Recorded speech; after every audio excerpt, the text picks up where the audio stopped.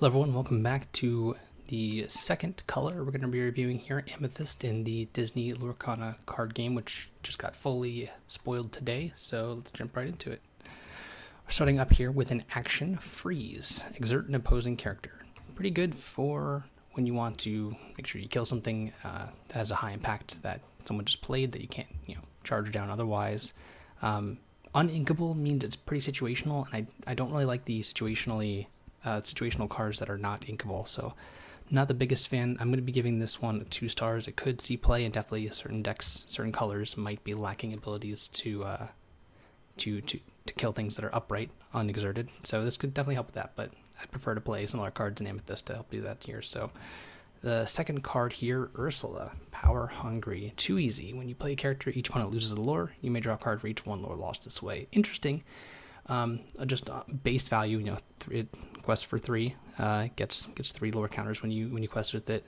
But it almost hints as though you're going to be playing a multiplayer game at some point, or you could play multiplayer, because it's for each one lost this way, you draw cards. So if you're playing against 3 people, they all lose 1 lore, you draw 3 cards. Or you may draw a card for each one lore lost, so I guess you draw 3 cards. It's the first card that's kind of hinted at any kind of multiplayer game, and that's kind of interesting. But on face value, it's reasonable. I look at my opponent losing lore as kind of gaining, life in traditional games, which is, pretty good for a card that you want to kind of close the game out with, help stabilize a little bit. So maybe losing 1 lore on their side helps, get some time. It also replaces itself when played. 7 cost on Incubal is a little bit high for most decks that are not also Sapphire, but I'm going to give this one 3. It definitely could see some play as a role player and as a finisher as well. Not the best one, but definitely playable. Next up, the Queen, Wicked and Vain. So 4/5 for 5, it is Inkable, gets 1 lore counter when questing. Not the greatest stats. Tap to draw a card, exert to draw a card is reasonable. It's definitely not very vulnerable when it's exerted because of its high stats, but you can get a lot more for 5, and I think putting a bigger threat on the board than rather than just having a card draw engine might be better. It could see play. Again, I think it's about the same level there as Ursula as far as the impact it's going to have on the game. 3 stars for sure. Moving on down, we have Dr. Felsier. 3 cost 2/4. Whenever you play a song, you can look at the top 2 cards of your deck, put one of them on top of your deck and the other on the bottom. So it kind of gives you some filtration when you play a song, and a heavy song deck could certainly let you kind of find the cards you need, especially a card next to it. Shift 5. Let's give this one there. It's fine. It's not thrilling. I'd give it 2. I'm not thrilled to put that kind of effect when you don't get an advantage from them. You get a little bit of an advantage. I'm still not certain how the triggers work. Whenever if you do this effect before, let's just say you have the song that looks at the top 4 cards and puts a character in your hand, do you do this effect first, or does the song resolve first? So, not sure, but it's fine. Dr. Felsier, Agent Provocator, Shift 5. So whenever one of your other characters is banished in a challenge, you may return that card to your hand. Now, that's pretty powerful. It may not look like it. It does read Bodyguard, because your opponent's going to be attacking this, if possible, at all times. It also works with Bodyguards, since you don't have to exert this card, and having a Bodyguard protect this means that you get to consistently rebuy your Bodyguards. Definitely a powerful effect. Shift 5 means it can come down realistically early. Not anything I'm thrilled by. It doesn't give me a huge sense of wanting to build around it, but it is a good value engine. I can definitely see this type of deck or this type of card having an effect on the game that's hard to kind of break out of it for certain decks too. So I'd give it 3.5 stars. Don't do halves too much on the rating scale, but around there. It's okay. It's not, again, thrilling, but it's fine. Ursula's Cauldron. Look at the top 2 cards of your deck. Put one to the top and the other to the bottom. So kind of the Dr. Felsier triggered ability when you play a song, but as an Ursula card. That flavor doesn't really hit with me in the same way it otherwise might if it was a different character doing it, and I don't really like this card at all. That effect is good in games where you have cards that are strictly resources and strictly action, to where you need to filter through some of your resources late game that when you don't want to draw anymore and you want more action to actually do something with versus just drawing more resources you don't need. In this game, I'd rather have another card that's just an actual action spell than something that just helps me filter a little bit when I'm already down a card to begin with. So this one's getting a 1 star. It is poop soup, not about it. But let's scroll on down Jafar, Keeper of Secrets, Hidden Wonders. This character gets +1 for each card in your hand, more attack strength there, so it's pretty powerful. It is 4 cost, 5 health there, 5, I think it's willpower. I'm bad with the names there, I should look that up here briefly. Bear with me, I believe it's willpower. Am I right? Yes, willpower. Willpower is the health of the character, so 5 willpower, not that easy to take down there. It can be rather large, so it can challenge quite well and also defend itself quite well when it's questing, which 2 quest counters is a pretty good stat line for most things that you're trying to win the game with. So this card is solid. It being Incubal is a huge stat to it. This would fall into the 3.5 star area, I'd say for sure. Definitely a powerful card, definitely included in a lot of Amethyst decks, just because, as you saw with the Queen earlier, they can add cards to their hand pretty well, along with some other cards, and not just this color, but other colors as well, to make this a huge strength unit to play. So, yep, 3.5. Tinkerbell, uninkable, evasive. Your character's named Peter Pan, gain +1 challenger. They get another, strength when attacking, and this is evasive itself, so it's pretty good at questing because it's evasive. There's not too many, from what I've seen, middle of the road evasive creatures. They're evasive characters that you'd see in a lot of different decks that can just be kind of unattackable in a lot of circumstances. It's not great at the uninkable stat, I would say. I haven't really figured out how to evaluate evasive characters that cost this much. Cheaper ones make a lot more sense to me just because you get to have them and they can never be hit. They're a consistent source of lore early, and going late they kind of threaten to end the game by themselves. But this one a little bit slow. I'm going to give this one, it's more of a 2, 2.5. The uninkable part really hits it for me in ways I don't like in a card like this, because it's very situational, that it's actually good. And I'm not certain the Peter Pan characters actually look that great to me. But what does look kind of great, and it's probably the only card I've seen that costs this much that I've actually kind of liked, is Elsa, Spirit of Winter. 8 cost, 4/6, shift 6, so if you're looking to play this for 6 and you're playing some other Elsas, when you play this character, exert up to 2 chosen characters, and they cannot ready at the start of the next turn. So they essentially don't untap for a single turn, which is pretty big when you consider that you can challenge them, not only with this, since if you shift into this, you can challenge immediately, but you can also quest immediately. So getting that type of 3 lore boost to your questing pretty immediately, as well as being able to lock down 2 of your opponent's characters when you play this, is a huge tempo swing. This card, I think, is going to be the choice finisher for a lot of decks. It definitely is kind of, if you're familiar with Magic, kind of a Frost Titan effect, very similar to that, for those who played for a while and remember those cards.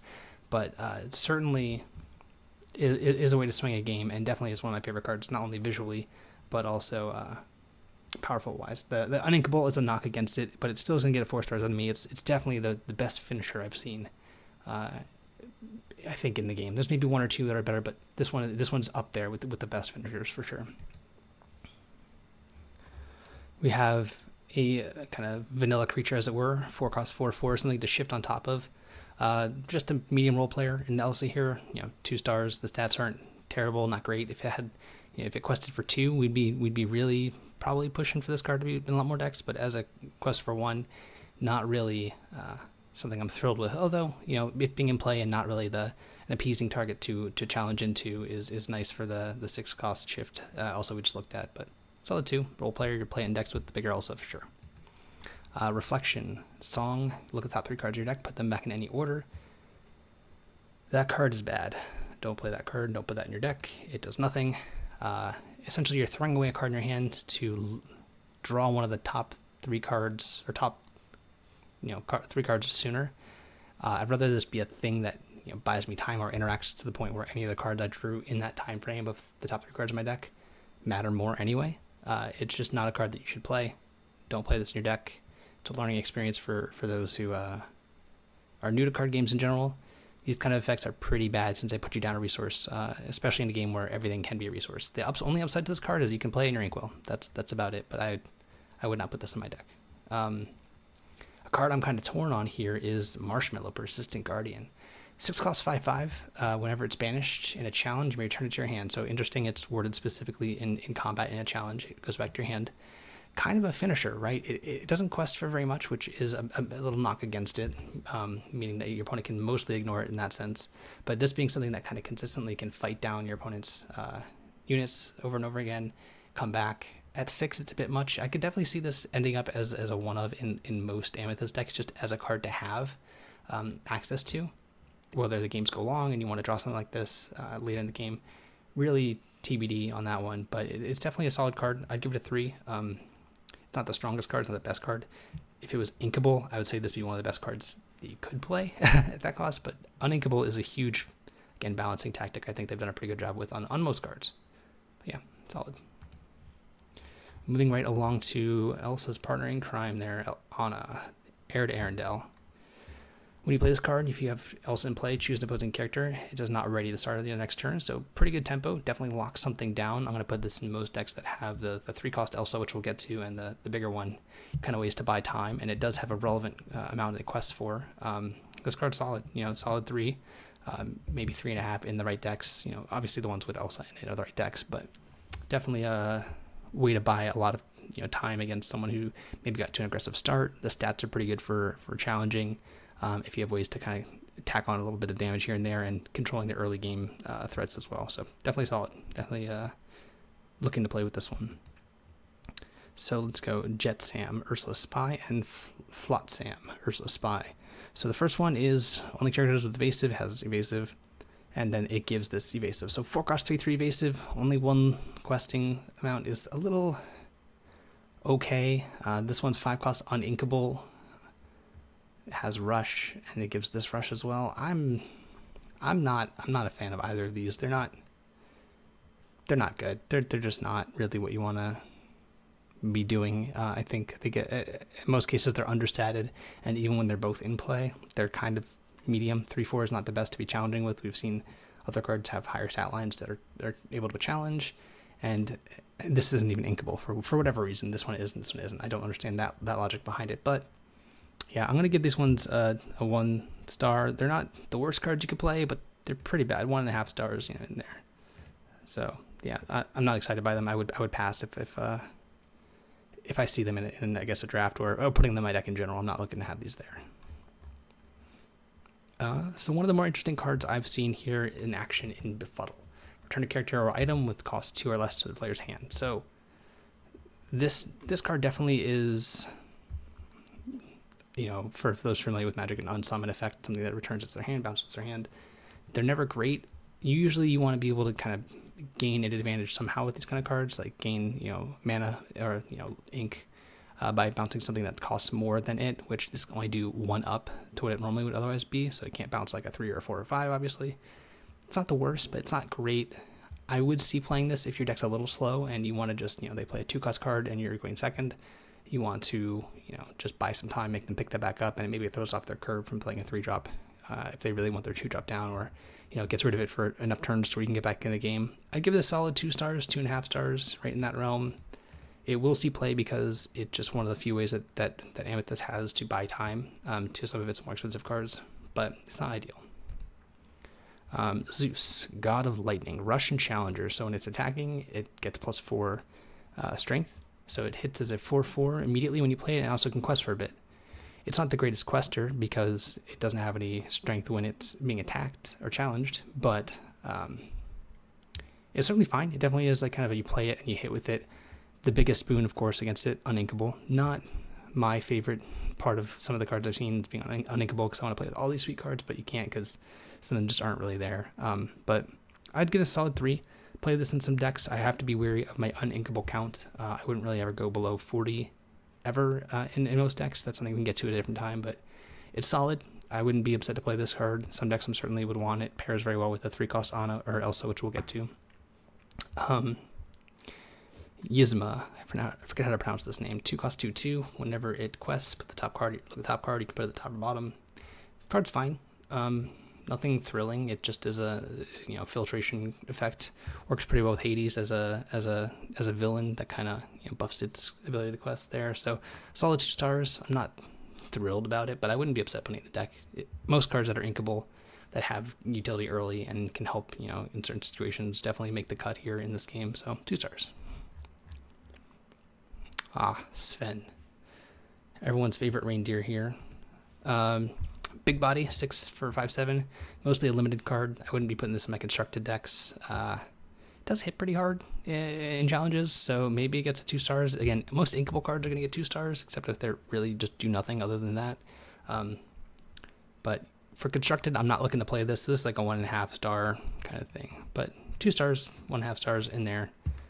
Not ideal, but if you want to build your Frozen themed deck, then sure, throw it in there. Rafiki, Mysterious Sage. So 3 cost 3/3 rush. Very powerful effect. Being uninkable, again, isn't really hurting it too much on the lower cost cards, I think. But there's only so many you can put in your deck. So I think this card's a solid 3. It will see quite a bit of play. And Rafiki will, and I think it's quite good. I just don't know how many cards you have to look at all the cards in your deck before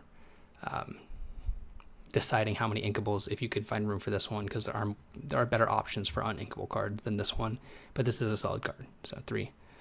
Archimedes, highly educated owl. I think all the 1 cost 2/2s are probably going to get the 3-star rating. They're defining most of the decks. I would say you probably play 7 to 8 copies of the 1-mana 2/2s in almost every deck. Just because they're early plays, they mostly are there to check other 1 cost units, or 1 cost I keep saying units or creatures, but they're characters. They check other 1 cost characters and do it quite well. So who knows, your opponent doesn't have anything going, you can just play this out and kind of get ahead of them on lore too, but all of them are about the same there. Friends on the other side. Okay, so song, character that costs 3 or more can sing this song, draw 2 cards. So there's not too many card draw effects in this game, and actually we're looking at a couple of them right here. Essentially free draw 2 that you have to make when your cards are vulnerable for a turn is not the worst. There's certainly some cards that you don't mind questing with. We'll get to some of them later, ones that have effects if they're challenged. So definitely a good card. I mean, 3 stars, the best thing about an arcane intellect or a divination, if you will, from Hearthstone or Magic is that usually they can clog up your hands. However, this one, again, with being inkable, is certainly where if you're behind and you just need to have a extra ink drop to cast a bigger spell, you can play as that, or if you have the time to do it, you can draw 2, or if your 3 drop survived, you can draw 2. So definitely a 3-star rating there. Same thing with Maleficent, 3 cost 2/2. It can be part of your inkwell, or it can just be 3 cost 2/2 that draws a card. We were looking at 1 mana 2/2s, but 2 more mana or 2 more resources, I guess. I don't know what they're calling it in this game. I'll go with mana for now. But being able to draw a card to replace itself is pretty powerful. This one's getting 3.5 stars. Just being a body is worth the card and tempo of not being able to do it. And hey, you play this on turn 3, and then you don't really care if it dies because it's not the greatest body in the world, but it can sing this song for free. So these two are going to be, I think, a pair that you see in most Amethyst decks that get played as 4-ofs there. Yeah. Jafar, Wicked Sorcerer. So Challenger 3, so it can attack as a 5/5 there. It's worse than the other Jafar. That's really all I have to say about it. They're very similarly templated. They're both 4 cost inkable. The other one quests for 2 lore, and that has a not so static strength amount, but the same willpower. So it's definitely worse. This one's 2 stars. You'll play it in some decks there, but if it's a budget option, I guess, since the other one I think is a rare. I'm not too familiar with the rarities entirely, but it's fine. It's not great, but you'll play it in some decks just because.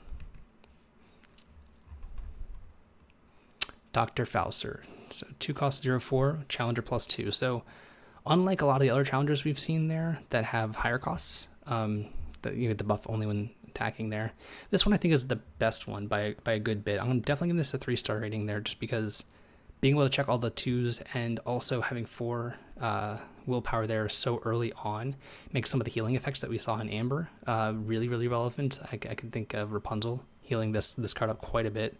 After this attacks into something, drawing 3 cards easily. I mean, just low cost, high willpower cards make Rapunzel even better. And this is probably the best one that exists in the game currently, just with those stats. So definitely 3 stars, putting this in most of my Amethyst decks just because it's good stats and combos well with some of the healing effects that you could play. Maleficent, so similar to Lilo we saw earlier, 3 stars there. Solid, hyper-aggressive card. Certain decks will be able to capitalize on people playing at critical mass of low-cost cards like this, some of the steel decks especially. But solid, the reason that you have to play the 1-mana 2/2s are cards like this, just to be able to check them so that you don't just lose the game with a card like this when you're going second gaining six lore before you can do anything. So solid. There may be a point where we look at these cards and don't like them as much, or like them even more. But for right now, definitely good to include in any kind of aggressive strategy. So, yep. All right, Magic Broom. When you play this character, shuffle a card from any discard into its deck. So, good at rebuying some of the cards. Combos well with the Mickey we'll see in here in a minute.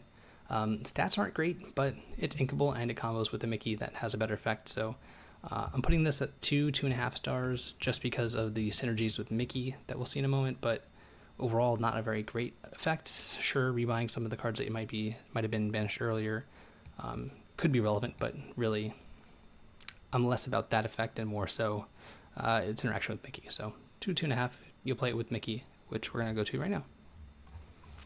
Already saw this one because it kind of duplicated some of the things, but Mickey Mouse Animated Broom is the ability you get. So it makes the broom we just saw that cost 2 into costing 1, which is a big upgrade. 2 of these would make things pretty free, which is kind of nice. And it makes it so that the brooms can challenge or quest as much as they want, as if they would be banished, they get to go back to your hand. So yeah, solid. This one's a cool little build around there.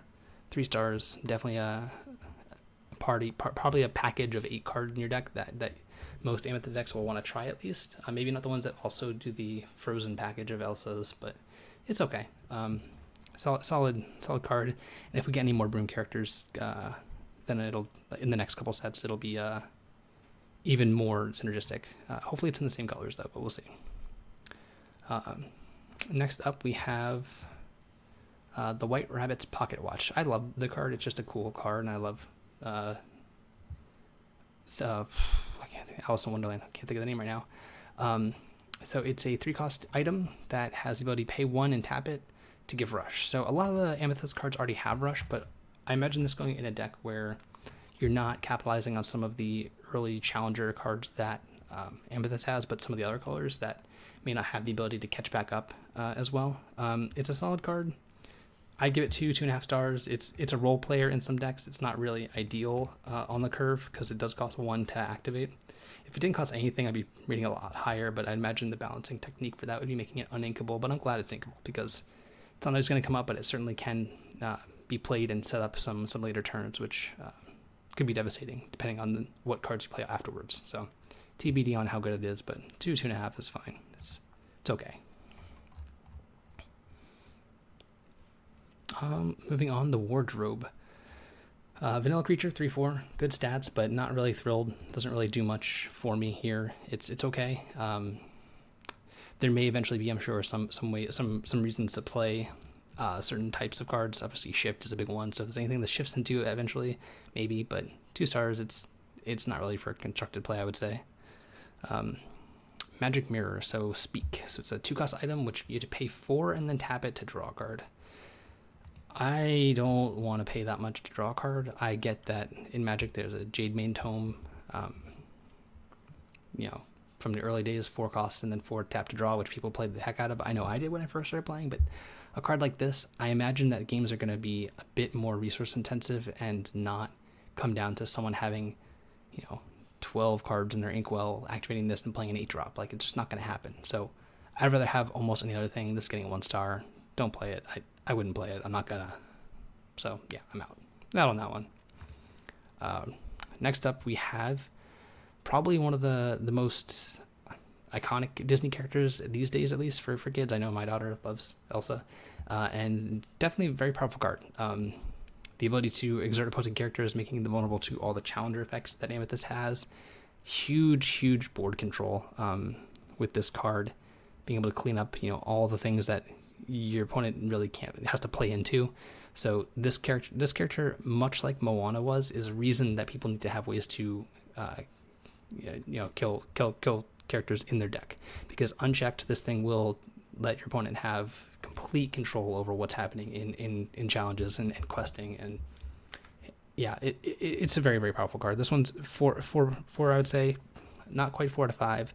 It doesn't generate any immediate value there in any kind of way, but it is a strong card that I imagine we'll see, a lot of Elsa decks in the early stages. Whether or not long-term it'll be good, cards like this always look better early on in games than they do, 3 or 4 sets down the line when something has this text plus something else almost that costs a little more, and it kind of gets mid-ranged out. But for right now, I think that we're going to see a lot of Elsa decks to help control the board against some of the bigger mid-range decks or even control decks that, you know, try and go big with one large unit, and then that thing gets exerted and gets taken down by, you know, something that's generated more advantage early on. So 4 stars for Elsa. So we have next up Pascal. 1 cost 1/1, Incubal, and if you have another character in play, gains evasive. Yeah, this card's good. Solid 3. Doesn't quest for that much, but it's kind of like the little chip damage that keeps on going. And it's not that hard to have another creature in play, or another character in play at all times, just with how many low-cost characters there can be, such as Olaf, who's also pretty good at controlling some of the earlier things to come out. I don't like Olaf as much. I'd give it a 2. Its stat line's really weird, since there's so many 1-mana 2/2s, it doesn't line up very well against them, but hey, he's a friendly snowman, so you can't really hate on him. But yeah, that's everything for Amethyst, but join me in the next video there. We go through the rest of, I believe, we'll see what's up next there, but tune in. See ya.